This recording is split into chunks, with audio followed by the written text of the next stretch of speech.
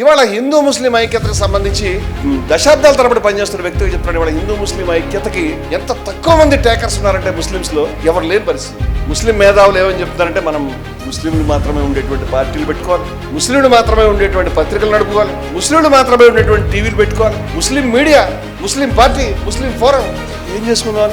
అసలు ఏం కోరుకుంటారంటే హిందూ మతం మాత్రం ఎగ్జాక్ట్గా ఇదే కోరుకుంటారు. ముస్లింలు ఉండొద్దు సమాజంలో, నువ్వు బయట ఉండాలి, ఎక్కడ నువ్వు సమాజంలో ఎక్కడ ఉండాలి, ఏ కాలనీలో కూడా ఫ్లాట్లు అమ్మడానికి వీల్లేదు. ఏ ఫ్లాట్లు ఎక్కడన్నా ఉంటే వాడు నువ్వు పోయి అడిగితే ఎంతమంది ముస్లింలకి అనుభవం ఉందో మీరు చెప్పండి. నువ్వు కావాలి ఫ్లాట్ కావాలని అడుగుతావు, వాడిని నెగదిగా చూస్తాడు, నీ పేరు అడుగుతాడు, నువ్వు గడ్డ ఉంటే ఫస్ట్ బడికని పెడతాడు. చెప్పిన తర్వాత లేవంటే అయిపోయినాయి, కమిట్మెంట్ అయిపోయింది, తర్వాత చెప్తాను. వాడు ఇది ఇక్కడ వాడు ఉండొద్దు, వాడు బయట ఉండాలి.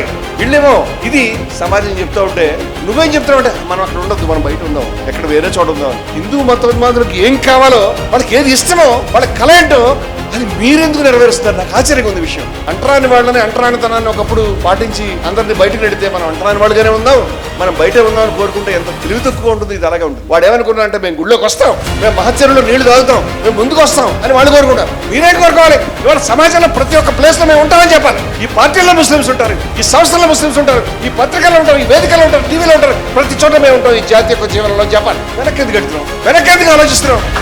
ఎటువైపు పడుతుంది మన ఆలోచన? ఎవరు చెప్తారు మనకి ఈ మాటలన్నీ కూడా?